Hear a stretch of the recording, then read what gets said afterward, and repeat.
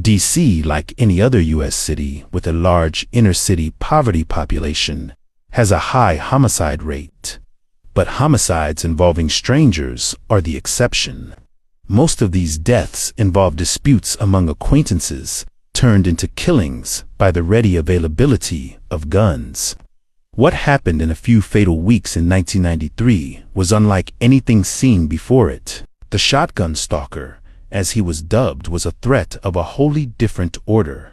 Here was a man who targeted total innocence, chance encounters with residents minding their own business, walking on the streets of Mount Pleasant and Columbia Heights. The first target was a woman walking alone on Wholemead Place at Monroe Street.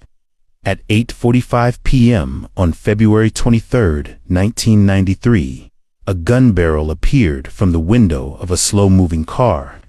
Then a shot rang out. The shooter missed. Even as responding officers interviewed the first intended victim, the stalker fired again, now on Oak Street, a very short distance away. But the officers speaking to the woman had turned their radios down for their interview and were unaware of this second shooting. The victim this time, a 22-year-old man, was hit in the head and very seriously injured, losing one eye and much of the use of one arm. Police attributed this incident to the drug trade in the area. In the next 2 weeks, 2 more slayings with shotguns occurred in this same small neighborhood. Police quickly dismissed those as drug-related gang violence as well. The situation changed abruptly on March 17th, when a woman was hit by shotgun pellets from a passing car, but this time in Mount Pleasant. This changed the calculus. Shootings and drug wars may be normal in Columbia Heights, but that's not the case in rapidly gentrifying, upscale, low-crime Mount Pleasant.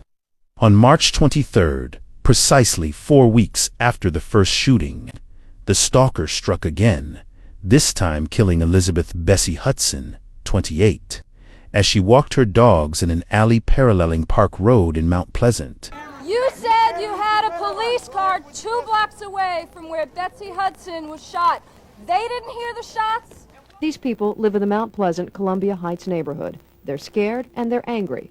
5 people have been shot or shot at in the last month by someone who drives up, levels a shotgun, and then fires. Tonight, D.C. police held a neighborhood meeting that attracted such a large crowd it had to be held outside. Residents wanted to know why it took police so long to connect these random shootings. April 4th, the stalker was back at it, shooting and severely injuring Lorinda Arrington, a woman walking on Wholemead Place. On April 10th, he returned to Wholemead Place, shooting at 3 pedestrians in turn, killing one, a 35-year-old man. Take police on the scene at Wholemead Place and Monroe Street long to know this was the work of the shotgun stalker. The weapon of choice, again a shotgun. The victim, again picked at random. The suspect, again in a blue car, and the location, again Columbia Heights. A young man carrying a bag of groceries, victim number 8. I saw the guy walking, then I saw the little blue car.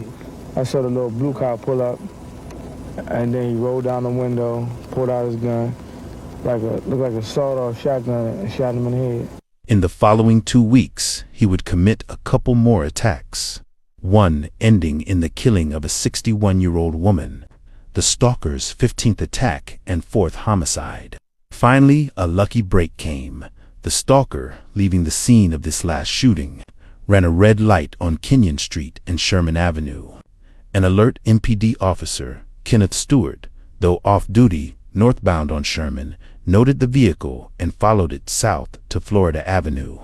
The driver darted into a parking lot, the Atlantic Plumbing Supply, where he was trapped.